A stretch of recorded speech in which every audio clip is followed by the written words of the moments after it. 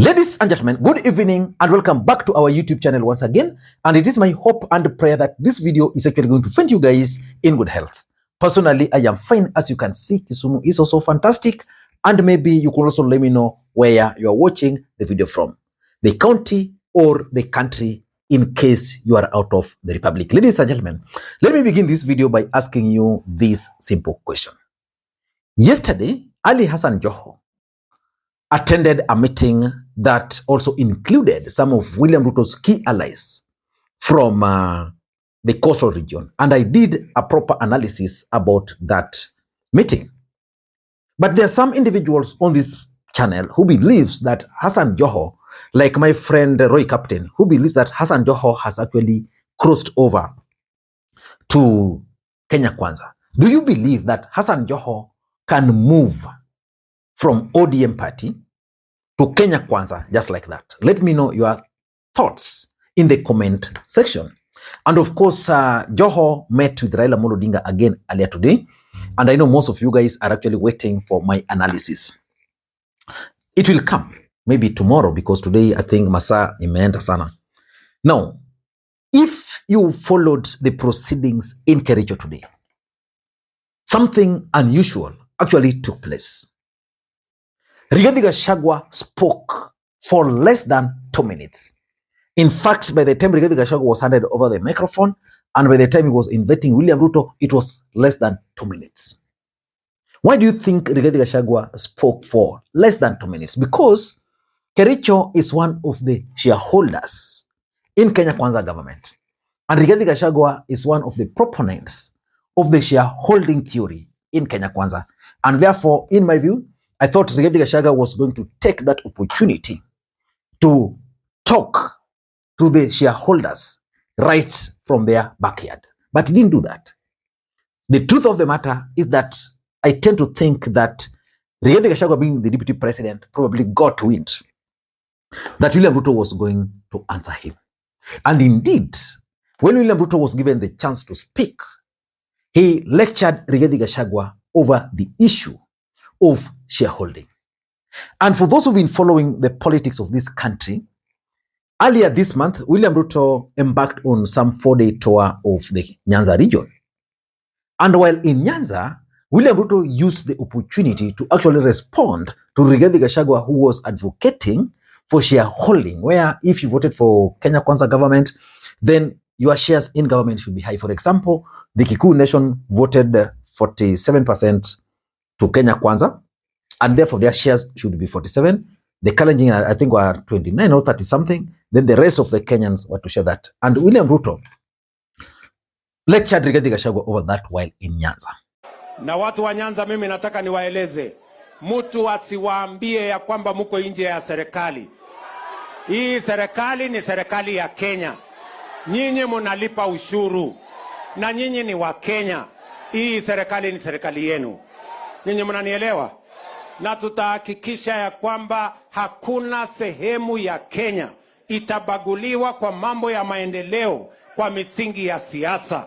Tunataka kuhakikisha kwamba Kenya ni moja na tutaungana sisi wote kama viongozi ndio Kenya iweze kusonga mbele.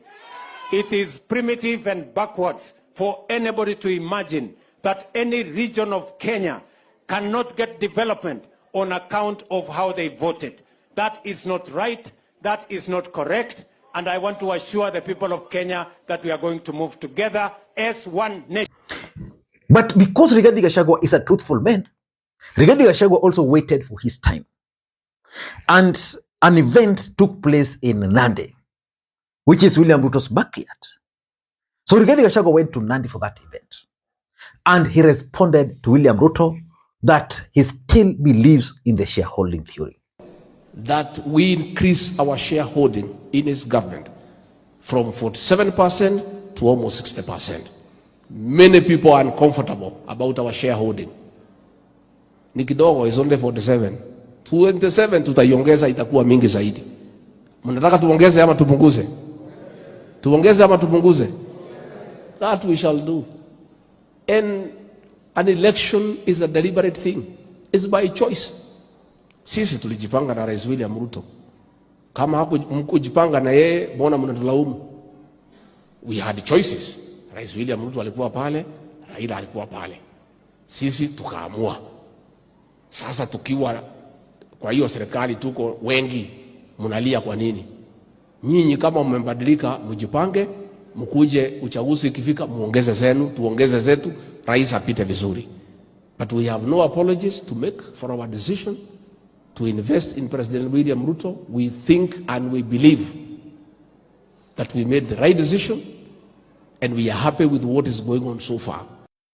And from that speech, Rigathi Gachagua is very clear that he was going to stand by his speech or statement regarding the shareholding. And then something has been happening this week. Rigathi Gachagua has clearly mobilized some leaders from the mountain to actually support him and his theory of the shareholding. And yesterday, there was this story that I think is what provoked William Ruto to talk about the shareholding. The governor for Nyeri, Governor Kahiga, was very clear that for them, they're going to stand with Rigathi Gachagua. And he actually dared William Ruto to repeat those shareholding statements he was telling the people of Nyanza somewhere in the mountain. Because for him, William Ruto cannot dare that. We contributed 47% of the votes in that put the Kenya Kwanza government into power. We have no apologies to make for it. Every voter had his share certificate. They casted their share somewhere. We casted with Kenya Kwanza. We must see the dividends of their votes. Why would there be any difference? What is the problem? I do not know. Maybe it comes from the statements that were made by the president in Nyanza. And I personally have said, Mr. President, I know that was all politics. If it wasn't, let's hear it repeated in the mountain. The president was here for 6 days. He never raised those issues. He never spoke about them. And he is instead, he is the bastion and the figure of unity for this country. And by the way, what's your opinion about the Mashujaa Day in Kericho? For me, if you ask me, that's the worst Mashujaa Day celebration, probably because of the rains, which we can't really blame. But I tend to think that the stadium was not yet ready by the time the event was being pushed there. So the stadium was not ready. Yeah, but let us not get into that for now. Maybe we can do analysis after getting enough information.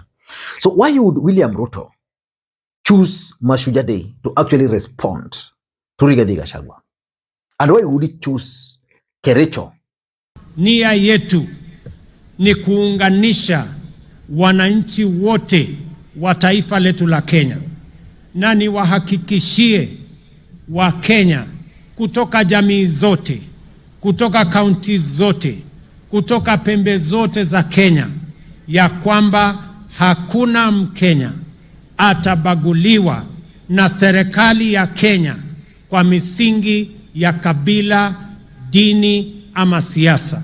Sisi ni ndugu moja wa taifa moja with a common destiny as a people of Kenya. Na mimi nataka niwahakikishie ya kwamba jukumu letu mbali na kuunganisha wa Kenya ni kuhakikisha ya kwamba tunabadilisha taifa letu kwa miradi na mipango ya maendeleo. To respond to Rigathi Gachagua, of course, Kericho is one of the shareholding.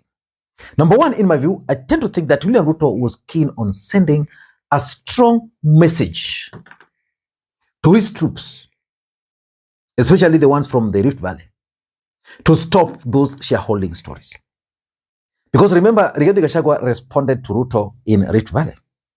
So which means someone somewhere decided to create a platform for Rigathi Gachagua to respond to Ruto. And that is what Ruto is trying to tell the voters, the leaders from the Rift Valley, that there is nothing like shareholding. I am sure from tomorrow, each and every leader who was at that Mashujaa Day in Kericho, none of them would actually come out to talk about shareholding, because William Ruto made it very clear to them that there is nothing like shareholding in my government. So that's number one. William Ruto wanted to send a message to his troops. Number two, if you ask me, I tend to think that it's all about the UDA party elections. William Ruto and Rigathi Gachagua are pulling in different directions. William Ruto wants to bring new faces from across the country to manage the UDA affairs. For Rigathi Gachagua, it should be confined to the shareholders, that is the Rift Valley, the mountain, and whichever other place which they deem fit should be part of the shareholding. So the truth is, as things stand today, Rigathi Gachagua is plotting on how he can actually take control of UDA party during the elections. William Ruto is telling him, you can do that, but it cannot be about shareholding. So which means for Ruto, is going to look for national face. And that is something which is worrying Rigathi Gachagua. So Rigathi Gachagua wants the Kikuyus, because of their numbers and blah, blah, to determine the outcome. For Ruto, that's not going to happen. Number 3, if you ask me, William Ruto actually used that opportunity to directly warn Rigathi Gachagua about the shareholding. Because you see, you are the president of the Republic of Kenya, you warn your deputy against shareholding, then he goes to your village and talks about that shareholding. You remain silent, then he organizes a group of leaders to start poking holes and advocate for that same thing that you are against, which is the shareholding. So I tend to think that Ruto just wanted to send a strong message directly to Rigathi Gachagua. Number 4, if you ask me, maybe William Ruto is also keen on just playing the psychological warfare or games with the Kenyans. That on his side, he wants a national face. But on the other side, Rigathi Gachagua wants the shareholding.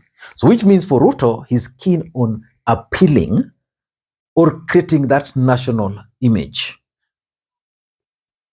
You know, we were in a national event. So that was a national platform.